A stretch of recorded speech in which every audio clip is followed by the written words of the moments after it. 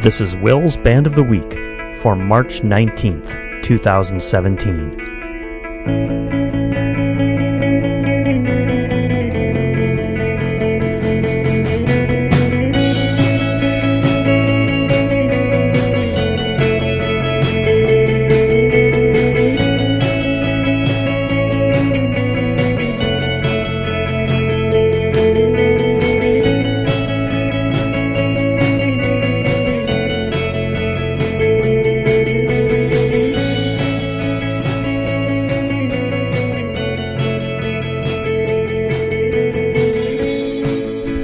Hello, and welcome to another edition of Will's Band of the Week. This is Will, along with Grant, live in studio. Hello. You know, according to the social media, it's Barrett's birthday, I think today. Can you verify that that's true in real life? No. Not just on the net? No, can't verify it. Yikes. You could have put anything down on some social media thing, right? Mm-hmm. But on the assumption that it might be Barrett's birthday, we should say happy birthday, Barrett. Yeah, happy birthday. And apparently there's some occasion that was more important to him than recording the podcast, which I'm kind of appalled at, but it's the way it goes. What could be a better birthday gift than the joy of podcast recording? Well, I know, that's what I'm thinking. But we have a gift for him now, I guess, right? Yeah, that's true. So it's, he's going to be able to hear some new rock and roll. Yeah, I can't think of anything better to give someone for their birthday than rock and roll recommendations. Me neither, really.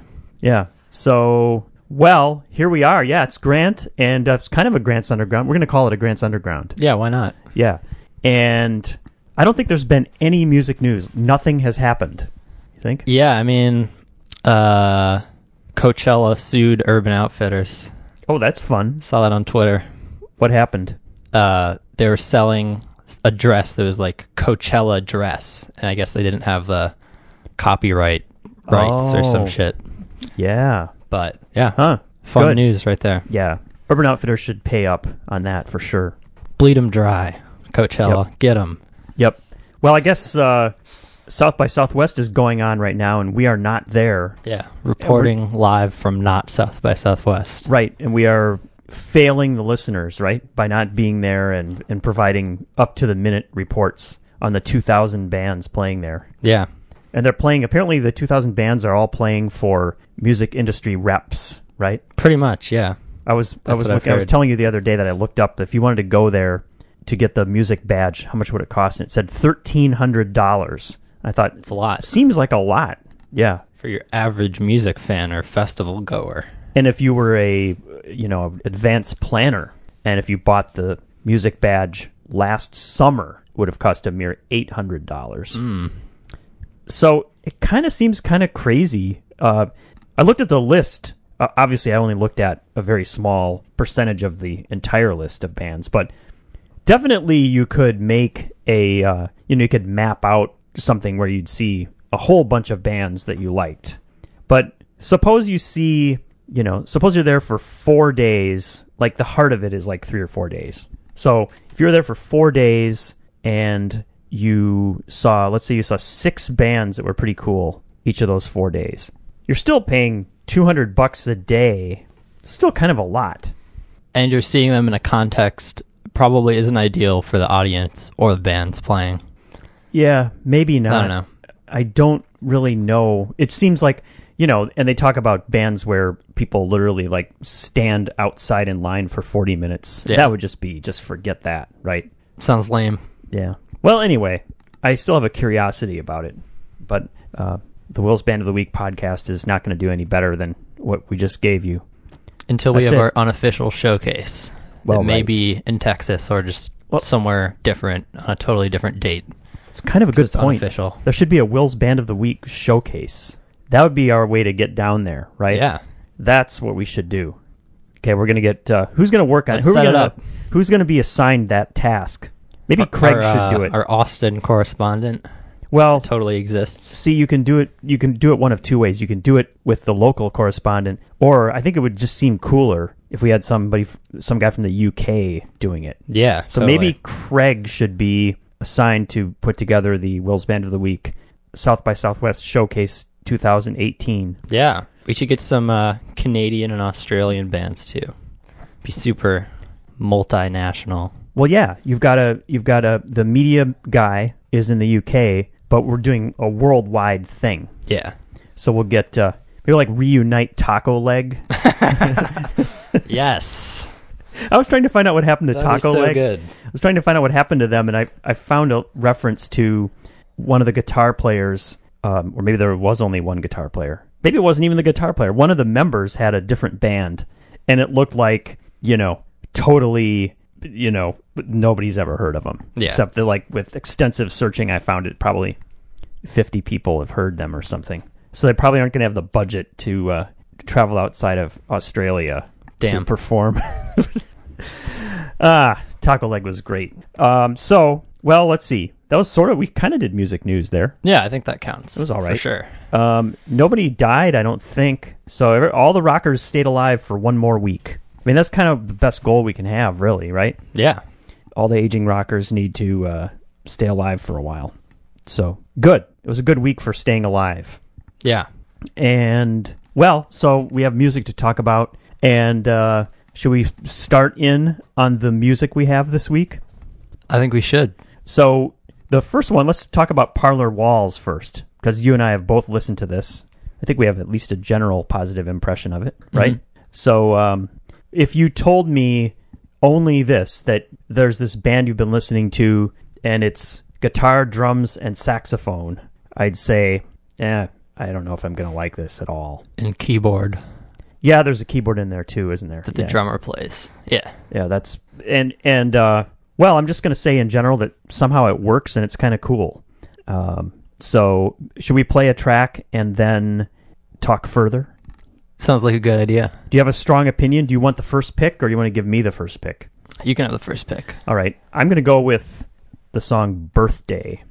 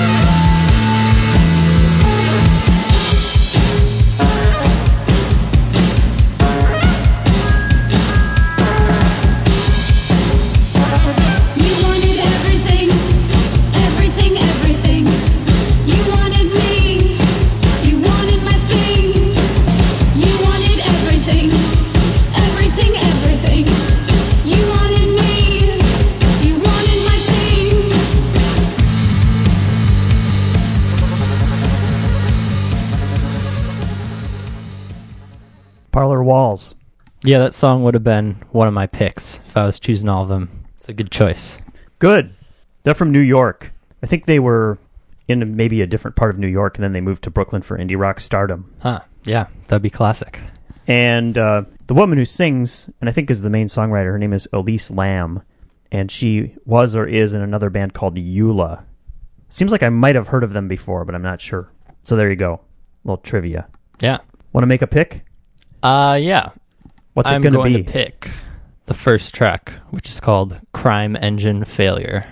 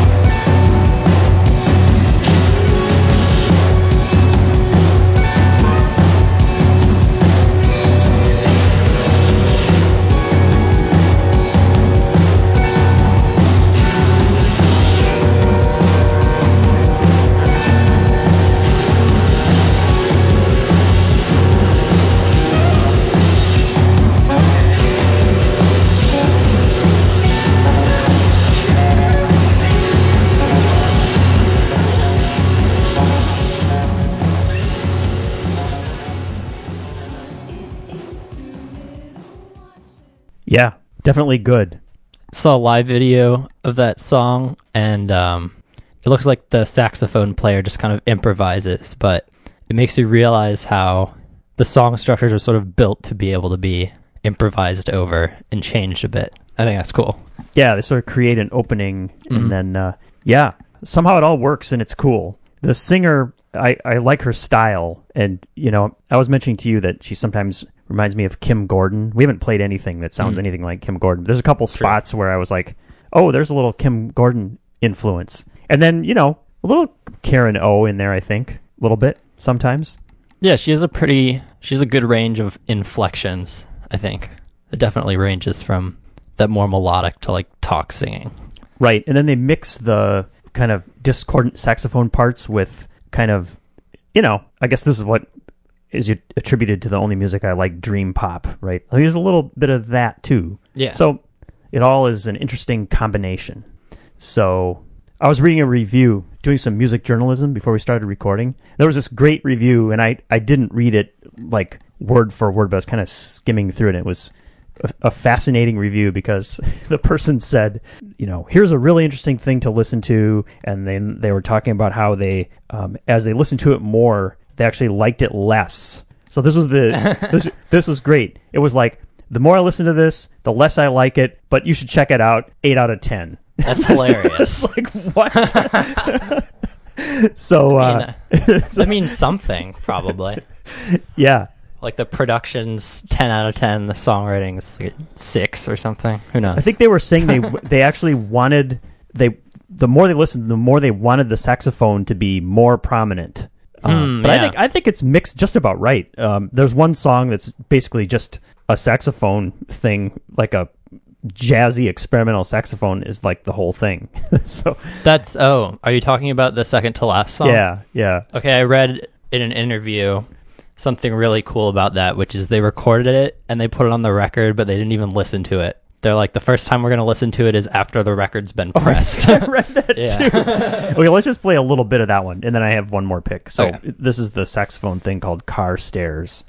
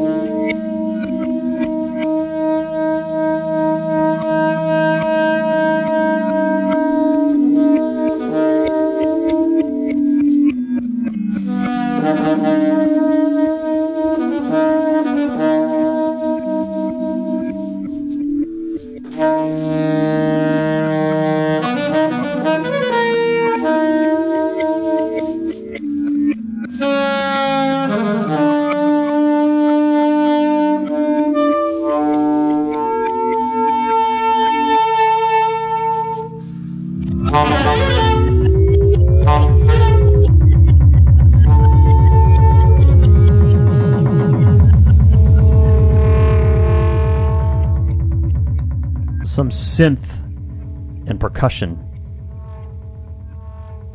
and a saxophone thing. So I wouldn't want to listen to a whole album of that, but it's kind of cool that they just threw that in there as one track on the entire album. I support that. I support blending experimental, improvisational noise with standard pop music. Yeah. Let's play one more. I'm going to go with one from the middle of the album that I like called Teach Me Where to Roam.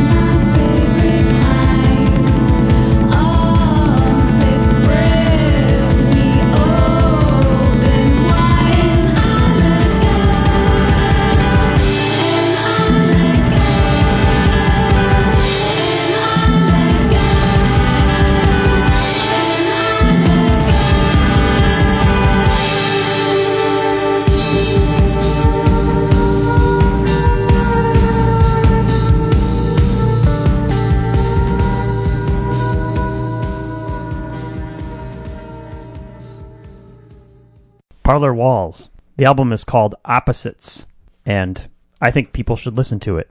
Yeah, me too. The album cover features an interesting juxtaposition with this like overexposed film, and on one side there are houses, and on one side there's nature. And those are the opposites. Oh yeah. That's my take. Yeah. Good. I hadn't analyzed the cover, but yeah, it looks cool. All right, I'm going to declare us 1 for 1. Cool. And we're going to go on to the next artist, which you are going to tell us about. Yeah. The next artist is The Garden, which is a band of brothers Wyatt and Fletcher Shears from Orange, California. Orange County? Yeah, I think so. Is there a city called Orange, too? I'm not sure. They always talk about Orange County. Yeah, well, that's the area they're from. Yeah. And these guys say they make a kind of music called Vada Vada. That's their made-up term for it. And it sounds suspiciously like Dada to me. And I can sort of hear... I don't know what Dada is. Maybe there was a band called It's an Dada. art movement that emphasizes art for the sake of art and sort of like nonsensical structure. And I see a lot of that in The Garden. So maybe they're referencing that. But they're also just really funny without it being like try hard funny. Like I'll just think of a different meaning of something in their songs and I'll just start laughing to myself. So I think it's finely crafted and goofy music in a very good way. And they just got signed to like a big punk label called Epitaph. And yeah, this is an EP on that. And I want to play the title track, which is You Want the Scoop. You want the scoop? Yeah, I got it, baby. You want the scoop? Yeah, I got it, baby. You want the scoop? Yeah, I got it, baby. You want the scoop? Yeah, I got it, baby. You want the scoop? Yeah, I got it, baby. You want the scoop? Yeah, I got it, baby. You want the scoop? Yeah, I got it, baby. You want the scoop? Yeah, I got it, baby. Generic businessman, you know he's onto something. He looks like a normal man, but he's something else. He's from Split. He's trying to sell you something. He's from Split. So now you know, so now you know. If you see a picture of an old businessman, yeah, he's from Split. Yeah, he's from Split. If he looks like a latex mask, then you know that he's from Split. Yeah, he's from Split. You want that scoop? Yeah, I got it, baby. You in that loop? Yeah, we got it, baby. You wanna know about Split? Yeah, we got you, baby. You wanna know about Split? Yeah, we got you, baby. You want the scoop? Yeah, I got it, baby. You in that loop? Yeah, we got it, baby. You wanna know about Split? Yeah, we got you, baby. You wanna know about Split? Yeah, we got you, baby. Bug under his costume body, he can't wait to breathe again. Cut that latex skin again, tied up shaking human hands. Freeways, train tracks, hair, steady red. But fucker tells you doesn't question that shit. You could smell his stench from a mile away. Probably driving past this billboard every day. Advertise himself, he's getting into the system. Travel back to Split, we gotta get out of shit. We're going west, to the back. I think our skip might split. Turn around, and a whip. Looks like someone's split. There it is, you got the scope. This information is yours. So next time you're on the run, keep an eye out for Split. The Garden. Yeah. Yep. You Want the Scoop. That's the title of the EP, which is 5 songs. So now they're signed to a major punk label, so to speak. Mm-hmm. And I think they're going to release a big LP this year. A big monster, I highly would guess. anticipated thing. Yeah. Yeah. Cool. What else do we have? We have track 1, which is called Clay.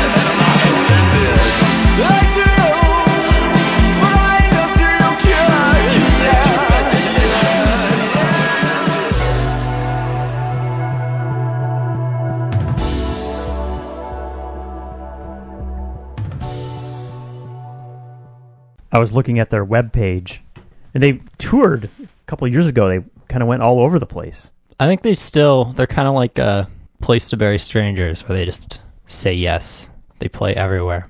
They're even playing in our humble town, our humble small prairie town. Small town Madison, Mm-hmm. the place that Billy Corgan has barely ever heard of. Yes, that exact place. And I think I attributed that quote to him, and I don't think he really said that, but there was some old gristled rock and roll dude who said that. We had Yeah. never even heard of Madison. He said something saying like other people said that, but he would never say Yeah, Billy wouldn't say that.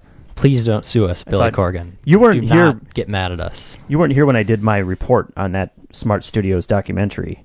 But I thought, from all I've read about Billy Corgan being a jerk, he didn't come across too badly, did he? I mean, he was just Billy Corgan. I'm on the fence. I'm not going to say I like him, but I'm not going to say I Yeah. really dislike him either. Yeah, fair enough. It's a fair reading of Billy Corgan. So, yeah, The Garden. I think this is a thing that people are gonna remember. I learned about this from Grant's Underground before they got They big. should, yeah. Yeah. Yep. Are we gonna No, play they're- one more? Yeah. Let's play. Do you want something that's excessively poppy or something that's chill? Well, you are the curator here. So Yeah, I I'm the think, curator, but I want you to okay. If you ask participate. me, I'm gonna say play the poppy thing. Okay, let's play All Access. Get your clock on, get your junk on. Get your clock on, get your junk on. Staying up late, you wanna break dawn. Staying up late, you won't last long.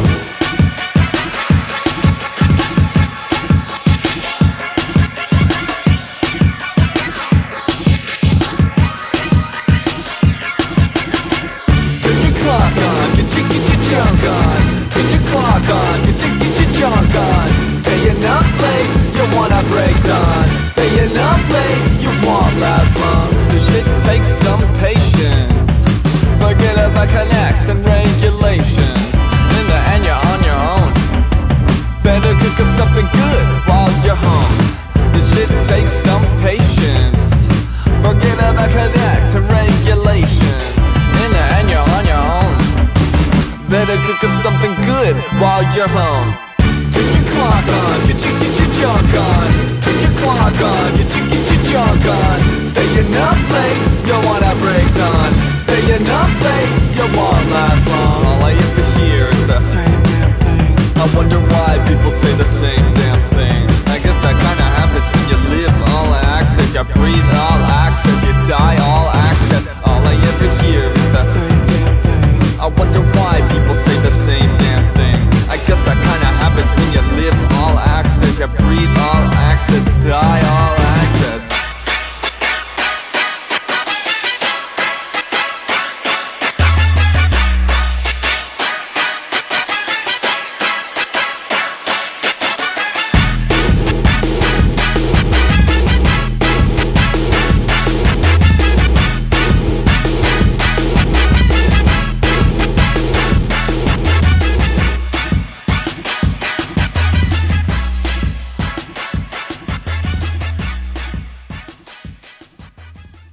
That's The Garden. Yeah. When they play our humble small town, are they playing at the student union? They're playing at the student union with a bigger stage Oh, the indoors. the set. That's correct. All right. Yeah. It's kind of weird how we've talked about this before, but how the old union, the Memorial Union, has this 1 foot stage, but with the advantage that you can walk behind and get different angles on the band. And then the set has this kind of like almost too big of a stage. Yeah. No, I think the smaller stage sounds better. But they're both worthy. Sure. Better than Yeah. bands playing on the sidewalk or something. Yeah. Well, you always go to the front when you go to see bands. I do. I And try. so I've noticed that about the set, that you kind of have to go to the front because bands just don't sound very good back. It's something Yeah. with the sound It's system. kind of made more for like football broadcasting. If you're in the upper floor or whatever, I think. Right. They put a big screen, put sports events up there. But a couple bands I've seen there, I saw Eternal Summers, and I was up kind of at the front, and it was pretty good. And I saw Foxygen with Barrett, and we were kind of far back, and it was not very good. And then think I saw Surfer Blood there too, and it was just this thing where I felt like the farther away I was, the worse it sounded, and the worse the experience was. So you got to push your way to the front, claw your way, do whatever you need to do, shove people out of the way, just do what it takes. Yeah, you're allowed to do that. Yeah, It's rock and roll etiquette.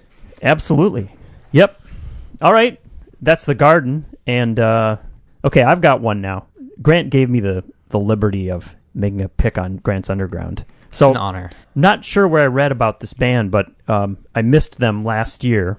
And they're called Snail Mail, and they're from Baltimore. And they put out a 6-song EP called Habit last summer, and it's really good. So I'm thinking this has got to be a band that is going to get a little bit of traction. At least I hope so. So Kind of looks like it. They've been popping up on the Instagram feeds of musicians I follow. okay, so They're getting respect from their peers. somebody's finding them or promoting them or something. Yeah. It's one of those internet conspiracies of hype, right? Mhm. They're planting Absolutely. it. They're planting it in our brains so that Yes. we've heard of them. We're falling for it The completely. devil is burying the dinosaur Yeah. bones. But luckily, the album is good, so we don't have to apologize for even if we fell for a marketing scheme, right? Yeah. So I'm going to start with a title track called Habit.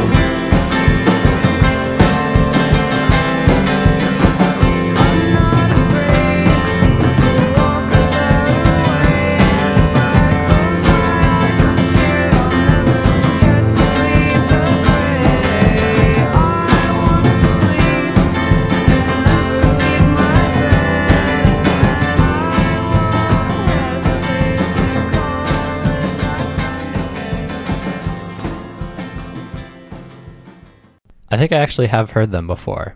I think they got reposted by a tastemaker on SoundCloud a while ago. Cool Tastemaker. And probably liked it when I heard it, but not quite enough to download the whole thing. Sounds reasonable. But yeah, I'm curious to hear more of it. All right, then we're going to play some more. Let's try track 5, Slug.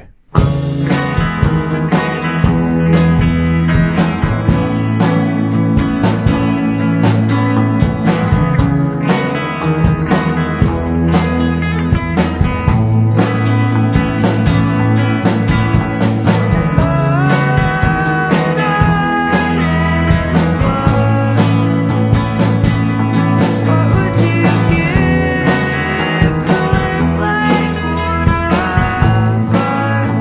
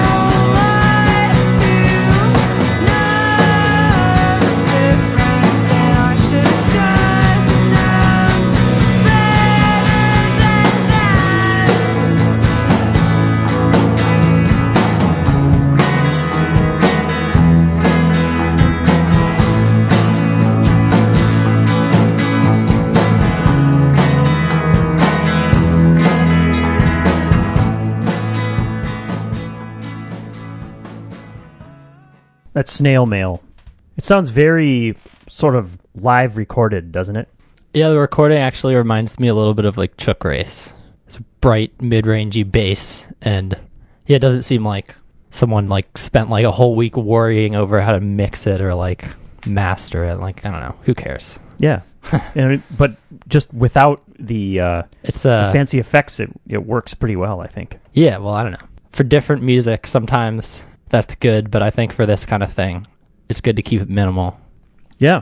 All right. Let's there's the song that's supposed to be the hit is the first track, so we should at least play a little bit of that one. It's called Thinning.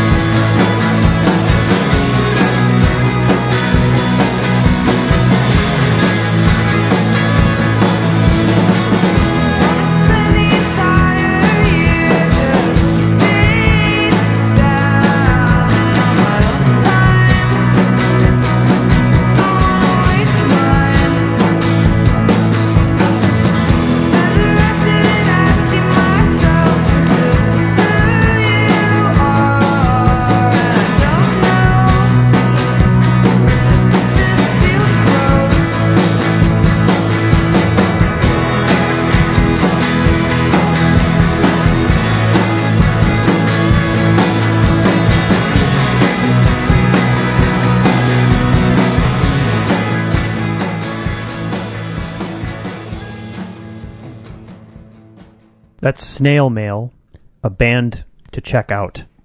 That's definitely the song I heard from them before.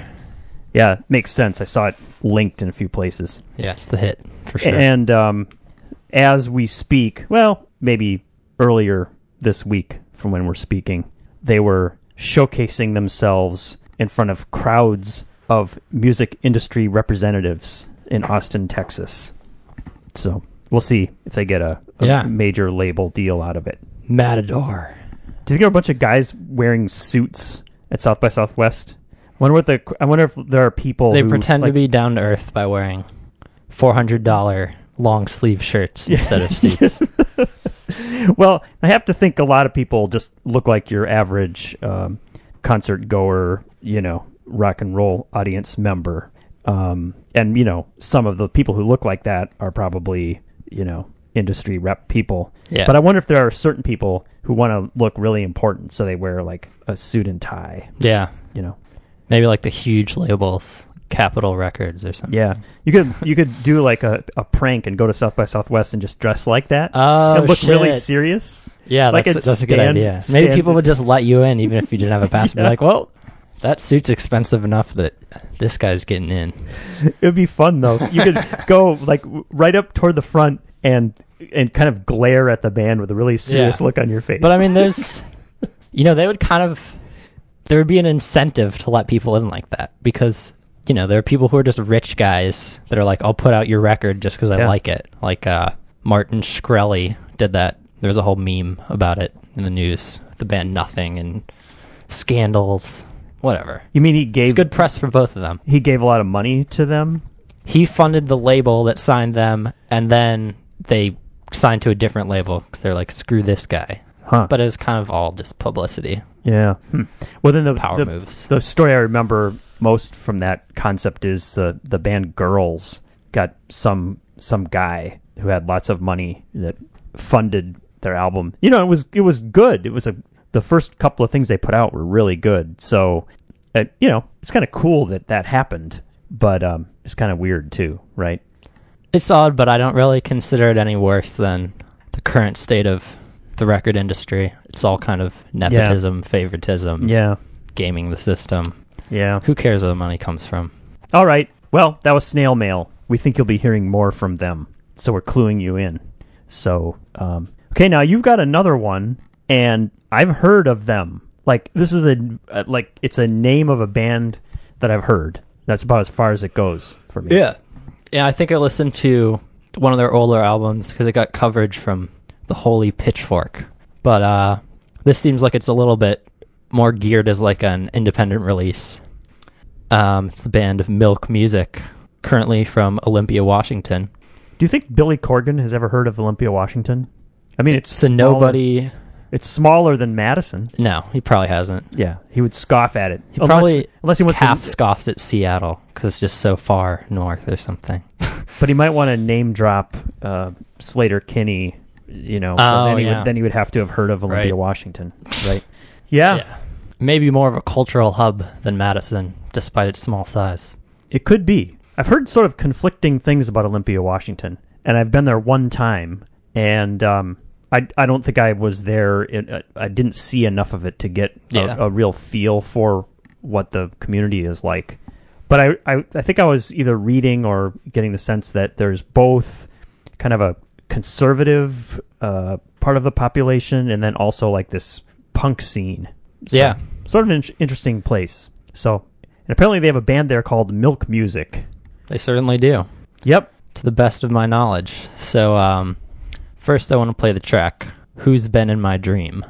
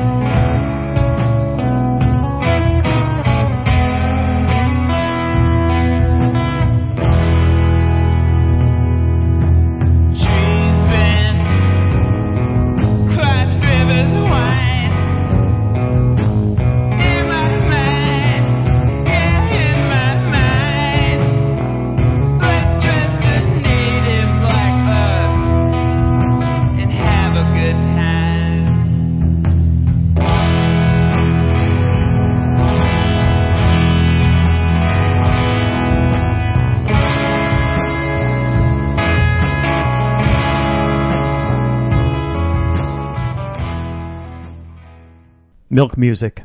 The album is called Mystic 100s. These guys know something about guitar tone. Seems like they pay a lot of attention to it. And I can appreciate that. So what struck me as kind of odd about that is that the guitar sounded very like traditional sounding in a good way, but the drums have this weird like real almost tinny sound to them, and the vocals too. It's like, is the whole album that way, or are they kind of all different the way they're recorded? I don't know about the vocals, but the drums definitely have sort of like a weird, like, some of them even just seem like they could be a drum loop because they don't change very much, and it's kind of like this. They sit in the mix pretty lowly. Yeah. But I think it's sort of that way because they want you to turn it up so the drums are audible, which makes the guitar loud as shit. Oh, and then cool. It sounds cool. Yeah, good strategy. Yeah. All right. What are we going to hear next? Next, let's play track 2, Twists and Turns and Head Trips.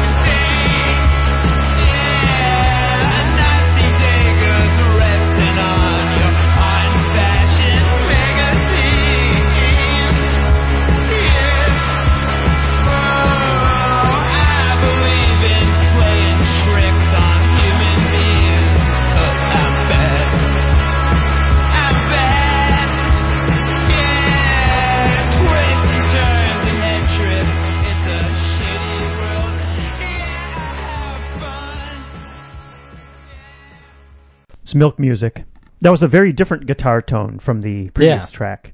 That one sounded like direct in, like like Soon Rose Wagner from the Ravenettes. Direct in with a mic preamp or something. And not a ton of reverb like the Ravenettes would Right. do. Yeah. Yeah. This album kind of reminds me of, what was that band called? Cold Pumas. Didn't we talk about them? I remember the name. Yeah. They sort of have the same structure of like almost drony in terms of just the song structure and repetition of riffs, but then I don't know, it's just cool to me that some music sits in this space that's really in between just like a loop or a drone and a classic pop song. I like stuff that does that. Yeah, that last song definitely fit that description. That's good. You actually said something that fit the description. We have this thing, we have an ongoing theme that we say something about a band and make a comparison. We play a track and has nothing. It sounds nothing like it. Yeah, right. All right. Yeah. So this is a legit full-length album, 11 songs and not quite 43 minutes. So the pressure is on now. You're going to make another pick, and it needs to represent the album appropriately. Okay. I'm going to pick the longest track on the album. It's around 8:51. It's called Crying Wand.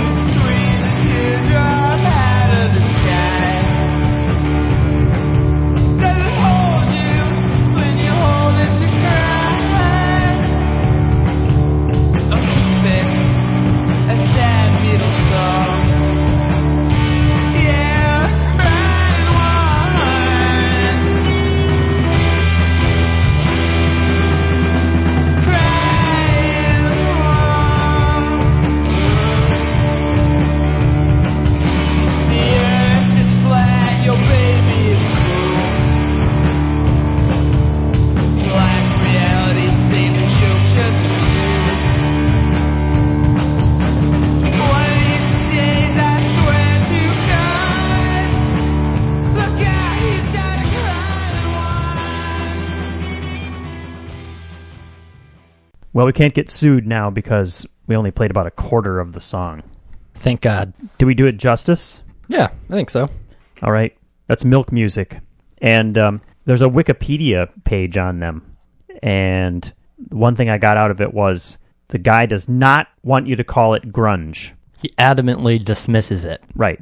Do not call this band grunge. All right. I mean, I don't really feel tempted to, No, I'm based not on either. this album. The front man's name is Alex Coxon. And this says they played at the Pitchfork Music Festival and Primavera Sound Festival in 2012. They had a little bit of hype Yeah. back then. Was 2012 the year that you wanted me to take you to Primavera Sound? It's like, Dad, let's go to Spain. Yeah, it's probably It was right around 2012, 2013, Yeah. something like that. Because we looked at the lineup and it was like a ton of bands that we liked. It was the year that My Bloody Valentine was headlining one of the days. No, that's cool. So, but we didn't go. So I disappointed you as a father. Pretty You'll much. remember the rest of your life that your dad didn't take you to Spain when you If asked. there's anything I remember about my childhood, it's going to be that. Yep. Yeah. Sad. Well, we all have adversity that we need to overcome. So not getting to go to Primavera Sound can be your thing. Yeah. All right. So, well, I think we did it again. $0 worth, right? Absolutely. Yes. Every once in a while, we just shock people and we give them like 50 cents worth. And, they don't even know what to do at that point. Grant's got some fine tea brewing here in the Fourth Bedroom Studios. It's fine tea. Something kind of gross at the bottom of it. I think Yeah. it might be natural, but I just really don't like the way it looks. Oh, yeah. Tea can do that. Yeah. Yep. All right. I think that's it. We did it. We exhausted the musical selections from the week. You're welcome, listeners. Any parting remarks? Want to give the listeners any instructions before we sign off?